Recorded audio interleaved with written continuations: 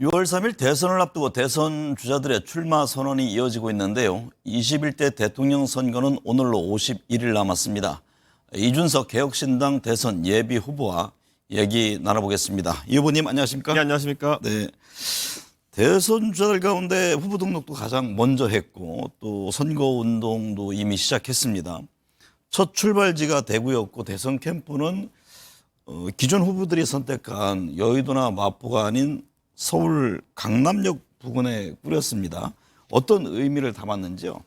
아무래도 TK에서 제가 처음 행보를 시작한 것은 지금 보수 진영이 상당한 트라우마에 빠져 있습니다. 네. 결국 박근혜, 윤석열 두 분의 대통령이 전부 다 탄핵으로 임기를 마치지 못하면서 이것에 대해서 지금까지 사실 지지층이라고 하면은 나라 잘 되길 바라는 마음으로 그분들 뽑아줬을 텐데 그 중간에 간신이라는 사람들이 껴가지고 이런 사태를 만든 거 아니겠습니까? 네. 그래서 제가 어느 정도는 그런 부분을 설명드리려고 하는 겁니다. 결국 그 민심을 받아가지고 정치를 행했던 사람의 문제인 것이지 유권자들이 의기소침할 필요가 없다. 다시 대선이 치러지면 미래를 만들어 나가야 되니까 이제 새로운 미래를 찾아 나설 때다라는 걸 말씀드리는 거고요. 네. 강남역이라는 공간이 이런 겁니다. 원래 선거에서 여의도에다 캠프를 두시는 분들은요. 여의도에 다니는 뭐 정치 관계자들 많이 만나기 위해서 그런 거고 광화문에 보통 만드시는 분들은 풍수 보시는 분들이 많습니다. 네. 그렇기 때문에 저는 그게 아니라 진짜 대한민국의 IT밸리인 테헤란밸리와 그리고 또 경기 남부로 출퇴근하는 무수히 많은 직장인들이 거쳐가는 곳이 그 신논현역과 강남역 사이의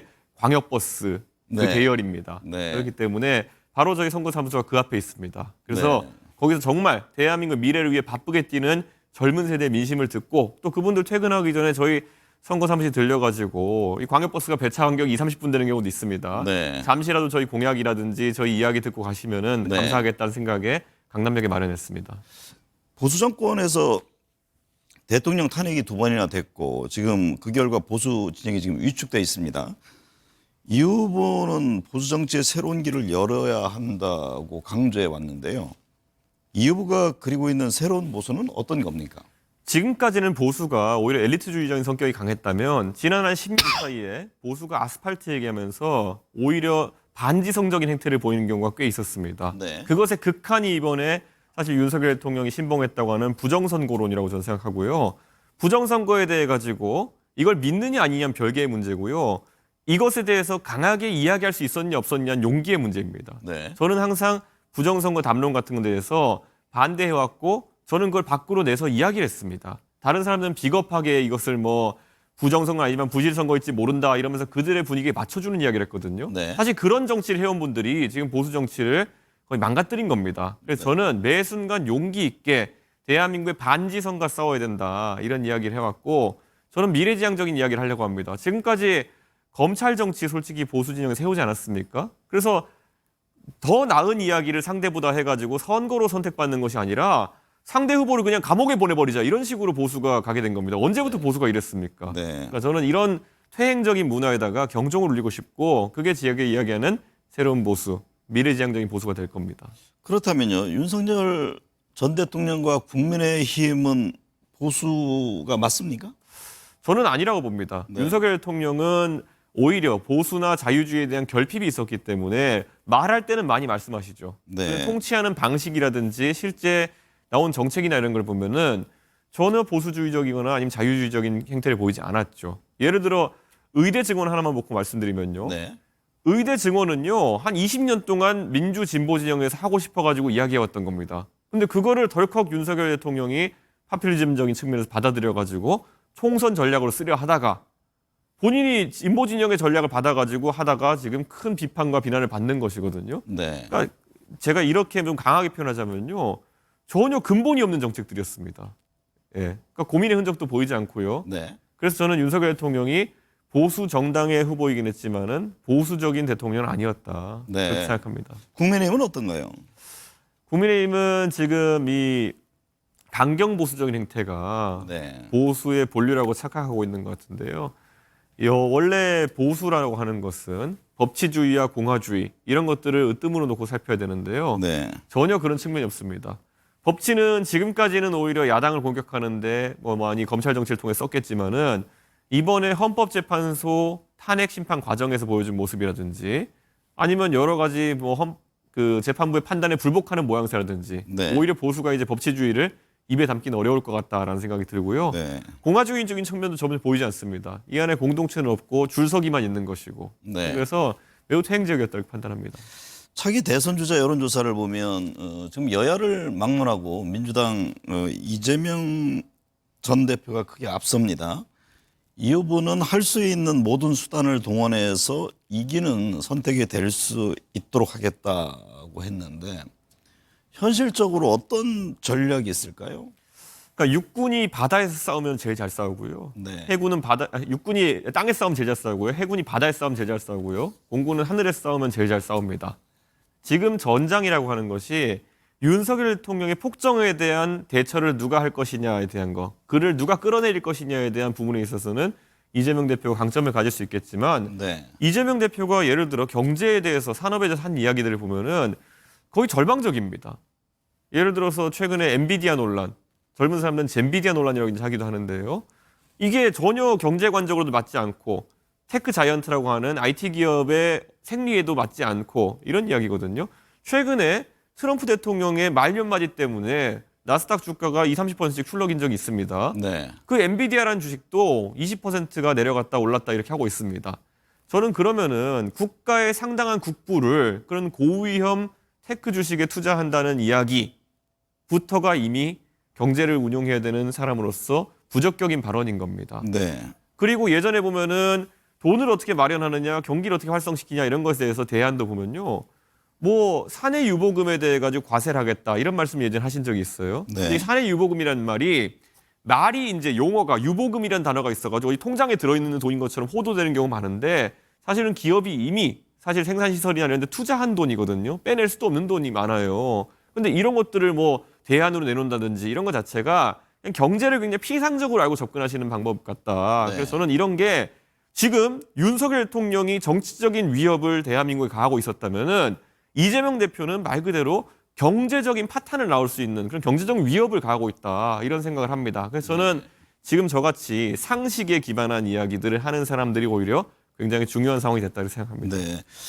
대구에 내려가서 홍준표 전 시장을 만났고 서로 간에는 호의적인 것으로 알려져 있습니다. 내일 홍준표 시장이 대선 출마를 공식 선언하는데 만약 홍 전 시장이 대선 후보가 될 경우 연대나 후보 단일화 문제 생각해 볼 수 있는 건가요? 저는 원래 사실 홍준표 시장이나 오세훈 시장님 같은 경우에는 굉장히 교분이 깊고 네. 그리고 또 주기적으로 많은 말씀을 나누고 있는 사이이기 때문에 친밀감을 느낍니다. 하지만 그와 별개로 저는 지금 공당의 대선 후보로 나와 있는 상황이고 그런 판단을 지금 전혀 고려하지 않고 있습니다. 네. 연대나 단일화 같은 경우에는 그것은 저희같이 탄핵에 대해서 선명한 입장을 밝히고 계엄은 잘못되었다. 그리고 윤석열 정부 자체에 대해서 꾸준히 지적해온 사람들과 국민의힘에서 조금 다소간의 스탠스 차이가 있겠지만은 거기에 따라 붙어가지고 추종하거나 일부 인사들은 부역까지 했다고 좀 보는데 네. 그런 경우에 큰 간극이 있다 생각합니다. 네.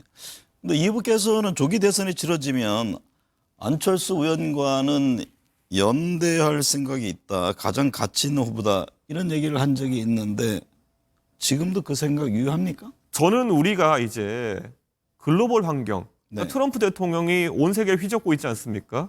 거기에 어떻게 대처하냐가 굉장히 중요하고요. 두 번째로는 이제 떠오르는 중국과의 경쟁입니다.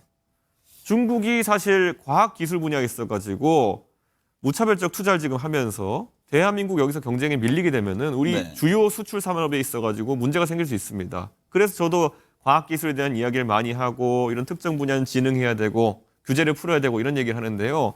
이와 비슷한 맥락의 이야기를 그래도 예전부터 해왔던 분이 안철수 의원입니다. 네. 그래서 저랑 안철수 의원이랑 뭐 사적으로 뭐 다투기도 하고 이랬지만요. 개인적으로는 또 제일 친한 친구 중 한 명이 안철수 의원의 사위가 됐습니다. 최근에. 아, 그렇습니까? 그래서 네. 그런 친밀감도 느끼고 네. 무엇보다 바라보는 지향점에 있어가지고는 좀 비슷한 부분이 있기 때문에 네. 저는 안철수 의원도 앞으로 귀추가 좀 주목됩니다. 국민의힘 후보와의 단일화 대선을 앞둔 보수 대통합 문제는 어떻게 보고 계세요?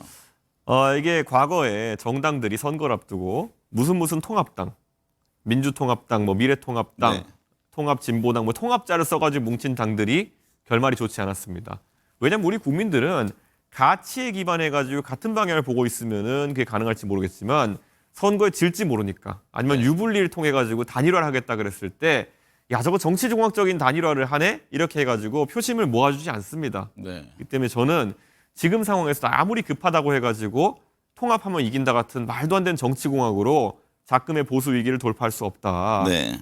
예전에 돌아가신 노회찬 의원님이 쇄신을 할 때 쇄신하려면 뼈를 깎는 고통으로 한다는 게 쇄신이라는 한자어 그 자체인데 자꾸 쇄신, 때를 밀려고 하는 경향이 있다. 네. 저는 보수 진영이 지금 탄핵을 맞이했다고 한다면 쇄신이 아니라 쇄신에 해당하는 행동을 해야 되는 것이고 그 움직임을 보이는 정당이 국민의 선택을 받을 것이다 이런 생각합니다. 네. 국민의힘은 지금 김문수, 홍준표, 나경원, 한동훈, 이철호, 뭐 유정복 등 10여 명의 후보가 거론됩니다. 오세훈 서울시장에 이어서 오늘 이제 유승민 전 의원이 불출마를 선언했는데요. 어떤 후보가 가장 유력해 보입니까? 저는 지금까지 굳이 말하면 젊은 세대에서는 홍준표 시장이 확실히 좀 우위를 점하고 있다라는 네. 이야기를 드릴 수 있을 것 같고요. 그 젊은 세대가 이번 대선에서도 아마 주요한 역할을 할 겁니다. 네. 지금 국민연금 문제나 이런 것에 대해 가지고 젊은 세대가 굉장히 절박해졌습니다. 그렇기 때문에 저는 결국 젊은 세대의 향배가 중요해진 상황 속에서 앞으로 결국 홍준표 시장과 네. 소위 친윤 세력을 대변하는 그런 뭐 김문수 후보라든지 이런 분들의 경쟁이 가속화되지 않을까 네. 그런 생각을 합니다. 윤석열 전 대통령 관저 정치 얘기가 나옵니다. 나경원 의원도 만나고 와서 출마를 선언했습니다.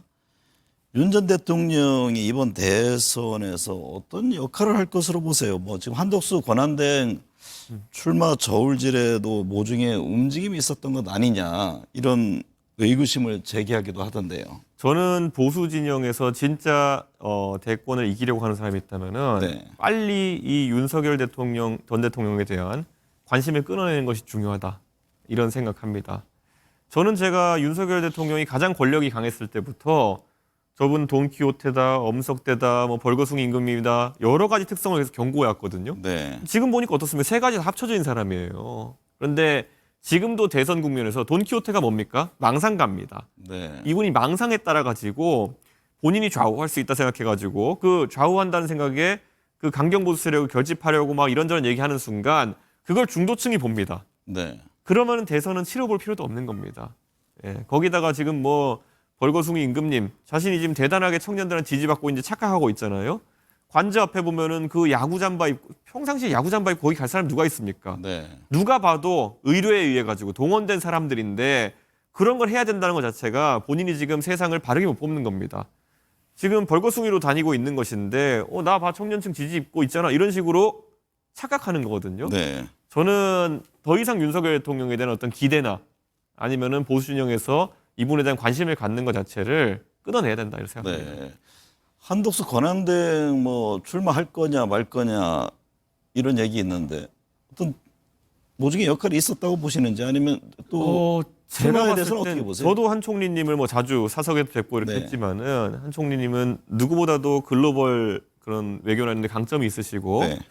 또 무엇보다 젊은 정치인들 굉장히 잘 챙겨주십니다. 조언도 많이 해주시고. 네. 그래서 저는 개인적으로는 굉장히 존경하는 분인데 한 총리님이 과연 이 관료로서 계속 쌓아오신 삶에서 그리고 그 삶에서 항상 선두에 계셨던 분인데 정치 영역으로 진입하시는 것이 쉬울까라는 생각을 하게 됩니다. 과거에 네. 비슷한 사례로 우리 고건 총리님 같이 훌륭한 분도 계셨고 반기문 총장 같이 국제적으로 세계 대통령 가까운 지위를 지니셨던 분도 계신데 이분들이 정치 영역으로 진입하시면서 사실 뭐 좀 비판받았던 부분도 있고 생각보다 성과가 안 났던 부분도 있습니다. 네. 그런데 한덕수 총리님이 그런 부분까지 고려해서 판단하시지 않을까 생각합니다. 근데 보수진영에서는 이제 뭐 워낙 지지율이 좀 밀리다 보니까 이런저런 구상들을 하던데요. 뭐 국민의힘 후보와 무소속의 한덕수 또 개혁신당의 우리 이준석 후보 간 향후 단일화하는 시나리오 이 부분은 어떻게 좀 실현 가능성 어떻게 보세요? 제가 굳이 말하면은 지난 대통령 선거와 지방선거에서 그때 국민의힘이 사실 문재인 정부 때 큰 고생을 하다가 오세훈 서울시장 보궐선거 대선 지선을 내리 이겼던 것은요. 네. 젊은 사람들이 주도하는 그런 보수의 새로운 지향점에 대해서 중도에 있는 국민들도 공감했기 때문이거든요. 네. 제가 전당대회 이겼을 때 나경원이라는 사실 고인물 같은 거물을 꺾고 올라오는 모습 이런 것부터가 아마 희망의 씨앗일 것이거든요. 네. 그러니까 저는 이번 대통령 선거에서도 만약에 승리를 꿈꾸시는 분이 있다면요. 결국에는 그 구도를 생각하셔야 될 겁니다. 예. 누가 밀어주지 않아도 아니면 처음에는 약간 약소해 보여도 치고 올라가지고 결국에는 큰 상대를 꺾어내는 모습. 그게 어쩌면은 그때 4년 전에 국민의힘의 상승 모드의 그런 보수의 상승기의 모델이었을 거고 중흥기의 모델이었을 거고 아니면 과거에 우리가 많은 국민들이 뇌리에 박혀 있는 노무현 모델이었을 수 있습니다. 네. 그게 우리들의 국민들의 정치를 바라보는 관점입니다. 네. 세력이 약해 보인다고 해가지고 멸시하지 않는 것도 우리 국민이고요. 정말 바른 이야기를 하면은 어느 순간에 탁 이렇게 띄워주는 게 우리 국민이거든요. 네. 그걸 믿고 가는 게 최고의 답입니다. 언젠가는 뭐 이준석 후보 중심으로 모일 것이다 뭐 그런 얘기로도 들립니다. 언젠가일지 모르겠지만요. 제가 만약에 3자 구도 여론조사에서 만약에 네. 뭐 10%를 넘어서 15% 이렇게 도달하는 수치가 나오는 조사들이 나오기 시작하면은 가정적인 상황이지만은 네. 우리 국민들이 이준석에게 투자하는 것이 사표가 아니구나라는 것을 명확하게 인식하는 순간 네. 저는 그런 분위기가 굉장히 뜨겁게 달아올 것이다 이렇게 네. 생각하고요. 지금 저도 이제 40이 됐습니다만은 대한민국에 능력 있는 20, 30대들 정말 그 연공 서열이라든지 나이에 무게에 짓눌려 가지고 치고 올라가지 못하는 경우 많습니다. 정치, 경제, 사회, 문화 모든 면에서요. 네. 저는 이번에 한번 그 숨겨져 있는 마그마워더 같은 그 젊은 세대의 힘이 분출될 때가 왔다. 네. 그런 생각을 합니다. 그러니까 그런 형태로 분위기가 된다면 지난 대선 때처럼 보수 대통합 차원에서 앞서 얘기한 뭐 국민의힘이라든가 기타 등등과 함께 이렇게 세력을 규합하는 그런 움직임도 필요한 것 아닐까요? 저는 제가 동탄에서 당선될 때도요. 네. 저에게 단일화해라 이런 얘기들 많았지만은 아닙니다. 단일화하면 오히려 그런 어떤 변화를 갈망하는 표들이 네. 사라질 수밖에 없다. 네. 하나를 얻기 위해서 그보다 큰 덩어리를 이룰 수는 없다라는 관점을 계속 가져가서 네. 제가 3자 구도에서 동탄에서 당선된 거 아니겠습니까? 네. 전 이번에도 마찬가지입니다. 그 마그마워더 같은 열망, 그게 만약에 분출되는 시점이 있다면은 지금 방송 보시는 시청자분들도 그 열기에 젊은 열기에 동참해 주시면 좋을 것 같다 이런 생각을 합니다. 그러면 끝까지 어쨌든 독자적으로다가 대선에 임하겠다 이런 그런 의지신가요? 생각으로 가고 있습니다. 네. 대선 후보들마다 지금 개헌 문제를 얘기합니다. 현실적으로 뭐 시간상 대선 전에 가능하겠냐 이런 뭐 지적이 나옵니다. 그러나 이제 각 후보들이 공약화는 할 수 있지 않겠냐 이런 시각인데 개헌에 대해서는 어떤 입장이신가요? 저는 꾸준히 대한민국은 이제 더더욱 분권을 해야 된다. 네. 이런 말씀 드렸습니다. 그래서 하나로는 지방 분권이 있을 거고요. 지금 국세와 지방세가 예를 들어서 법인세 같은 경우 10대 1이거든요. 네. 그런데 지방에서 예를 들어 기업을 유치하기 위해서 어디 법인세 깎아주고 이렇게 경쟁한다. 네. 예를 들어 부산과 뭐 광주가 경쟁하고 이러려면은 그런 세금에 대한 재량이 좀 있어야 돼요. 네. 그래서 저는 법인세 같은 경우에도 상당 부분 지방세로 이제 갈 수 있도록 지금의 10대 1보다는 많이 갈 수 있도록 해야 되는 것이고요. 그리고 또 그 외에도 중앙정부의 권력이라는 것이 많이 분산돼야 됩니다. 네. 윤석열 대통령이 보여준 게 뭡니까? 정말 제가 세게 표현하면 광인의 손에 대한민국의 권력의 대부분이 들어가 있을 때 그게 하다못해 당을 통제하는 권력까지 들어있을 때 얼마나 나라가 망가질 수 있느냐에 대한 부분이거든요. 네. 우리나라가 삼권 분립을 이야기하지만 그 삼권 분립에서도 대법원장을 지명할 권리라든지 아니면 뭐 여러 가지 권리가 사실 대통령에게 귀속되어 있는 부분이 있거든요. 그렇기 때문에 저는 아예 이 부분을 최대한 분산시켜야 된다라는 생각을 하고 있습니다. 대선 역시 중도층 민심 중요합니다. 중도층의 지지를 확보하기 위한 이 후보만의 전략은 어떤 겁니까? 저는 지금까지 우리가 중도층 이렇게 얘기하면요. 보통 지역 분할 구도에서 이야기를 많이 했습니다. 네. 예를 들어 영남과 호남이 있으면 충청권이 캐스팅 보트다 이런 이야기를 많이 했는데요. 충청권이 물론 이번에도 캐스팅 보트 역할을 할 겁니다. 하지만 저는 더 중요하다 보는 것이 네. 세대입니다. 결국. 네. 20대 30대가 캐스팅 보트 역할을 강하게 할 것이고 지금 이들은 어떤 선거보다도 절박함 속에서 지금 선거를 치르고 있는 겁니다. 네. 그래서 저는 2030, 40 세대까지 저는 주요 공약을 할 것이고요. 그분들에게는 상식이라는 것이 굉장히 중요합니다. 네. 지금 대한민국 정치권에서 비이성적인 이야기가 너무 많이 나오고 있거든요. 네. 근데 예를 들어 과학 기술에 대한 투자나 이런 것들 이야기할 때도요. 그냥 막연하게 뭐 그냥 어떻게 부처를 신설하겠다, 돈을 늘리겠다 이런 것이 아니라 내용을 정확히 알고 들어가가지고 설득할 수 있는 사람이 필요한데 네. 아마 앞으로 그런 공약들을 제가 많이 선보이겠습니다. 대선제 주자로 나오셨으니까 지금 행정수도 세종시 이전 문제가 다시 거론되고 있지 않습니까? 예. 그 문제 그리고 제가 이제 이 후보를 만나면은 과연 남북 문제는 어떤 시각을 갖고 있는지 어떻게 풀어야 될 것인지 그 점에 대해서 좀 입장을 말씀해 주시죠. 저는 어느 후보다도 빨리 세종에 대해 가지고 네. 세종 집무실 같은 경우에 지금 대통령 집무실과 국회이사당 제2이사당이 지금 기획되어 있거든요. 저는 계획을 좀 화끈하게 변경해 가지고 이 두 개를 통합한 건물을 크게 올리자라는 얘기를 하고 싶습니다. 네. 제가 작년에 브라질의 행정 수도인 브라질리아에 이제 다녀왔거든요. 근데 브라질리아 같은 경우에는 삼권 분립을 상징하는 건물들이 각자 마주하고 같이 있습니다. 네. 그래가지고 사실 의회와 행정부도 가까운 거리에서 소통이 좀 편하고요. 그런 의미에서 협치가 이루어질 수 있는 기반이 좀 되어 있는데요. 우리는 지금 여의도와 용산, 여의도와 청와대로 분절돼가지고 네. 거리가 멀어서 그다음에 공간이 단절돼가지고 이게 잘 안 되는 경우가 있거든요. 그렇게 했으면 좋겠다는 것이고요. 개헌을 우리가 진행하게 되면은 그때는 행정수도를 명시하는 방향으로 저는 개헌이 될 수 있다 이렇게 네. 확신합니다. 그런데 네. 그 개헌이 이루어지기 전까지는 예전에 관습법법 사태도 있고 하기 때문에 수도로 명시하기는 어렵지만은 저는 어쨌든 대통령 집무실을 세종에 설치하고 상당 부분의 행정을 거기서 하는 것에 대해서 동의합니다. 네. 그리고 남북 문제에 있어서는 저는 딱 한 가지 이야기하겠습니다. 저는 보수 진영에서 항상 상호주의를 통해 가지고 북한의 변화를 유도하려고 했던 것도 알고 있지만은 네. 지금 상황에서는 저는 김정은과의 무조건적인 대화를 시도하겠다, 제안하겠다 이런 말씀을 드립니다. 네. 우선 김정은이란 저는 알려진 거로 1살 차이고요.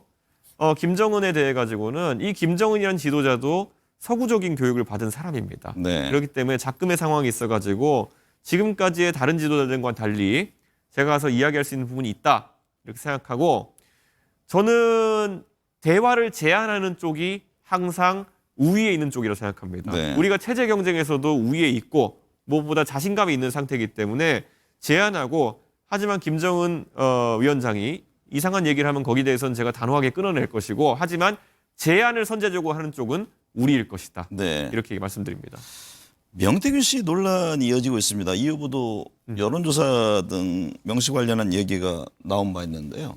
그 점에 대해서는 어떤 설명인가요? 제가 명태균이라는 분한테 여론조사에 의뢰해가지고 뭐 돈을 주거나 이런 적이 없습니다. 네. 그리고 그 자꾸 언론에서 일부 탐사 언론에서 얘기하는 것처럼 여론조사 결과를 그분이 저한테 보내주는 것이 문제된다 한다면은 네. 저는 뭐 여의도 정치인 대부분이 문제될 것이다 이렇게 이야기하고요. 네. 사실 여론조사 결과 같은 것들을 언론사에서 공표하지 않고 미리 귀띔해 준 경우 굉장히 많습니다. 네. 그렇기 때문에 그건 전혀 문제되는 상황이 아닌데 이게 그리고 한 3-4달 전에 나왔던 보도를 다시 한번 이제 재탕해가지고 이런 식으로 대선 국면에서 내는 것은 의도가 이랬다 이렇게 판단합니다. 네. 진보 대 보수 1대1 구도냐, 3자 또는 뭐 다자 구도냐 여러 전망이 나옵니다. 이 후보는 이번 대선 구도를 어떻게 보세요? 저는 다자에서도 충분히 승리가 가능하다 보고 있고 네. 그래서 제가 이기는 선택이라고 강조하고 있습니다. 대한민국 국민들이 정치적 역동성이 강한데요. 프랑스에서 프랑스 국민들이 마크롱이라는 젊은 대통령을 새로 올려가지고 개혁을 해라 이렇게 주문하는 것 저는 대한민국 국민들이라고 못할 이유가 없다라는 생각을 합니다. 네. 그리고 앞으로 대한민국이 트럼프 체제 하에서 글로벌 그 어떤 외교나 이런 것도 중요해지고 과학기술에 대한 부분도 중요해지는데요. 나와 있는 후보들 중에서 누가 그걸 가장 잘 대처할 것인가는 저는 명징하다 봅니다. 그래서 네. 제가 다자구도에서도 국민들의 신뢰를 받을 수 있는 후보가 되겠습니다. 이번 대선에서 가장 큰 변수가 될 요인은 무엇으로 보세요? 저는 아까 말씀드렸던 것처럼 젊은 세대가 마그마같이 터지고 네. 그게 불붙었을 때 네. 하나의 신드롬이 일어날 것이라 봅니다. 네. 그때 많은 시청자분들께서 동참해 주셨으면 좋겠다. 대한민국 정치가 언제까지 법조인들 위주로 해서 과거를 바라보는 정치를 할 것이냐. 법조인들은 원래 과거를 가지고 사람을 재단하는 일을 하는 사람들이에요. 네. 그러다 보니까 법조인 이재명 대표와 법조인 윤석열 대표, 윤석열 대통령, 거기다 뭐 한동훈 법무부 장관 이런 분들이 하는 정치는 항상 누구를 감옥 보내겠다, 기소하고 아니면 방탄하겠다 이런 것에 방점이 찍혀 있다 이런 생각하거든요. 네. 이제는 그걸 싹 드러낼 수 있는 기회다 이렇게 생각합니다. 우리도 한번 미래지향적인 이야기를 하는 정치를 만들었으면 좋겠습니다. 네. 내일부터는 대정부 질문이 시작되고 특검법 재표결도 예정돼 있습니다. 대선 경쟁도 후끈 달아오르고 있는데요. 대내외 위기 관리 등 정부의 역할이 더욱더 중요해 보입니다. 오늘 함께해 주셔서 감사합니다. 예, 감사합니다.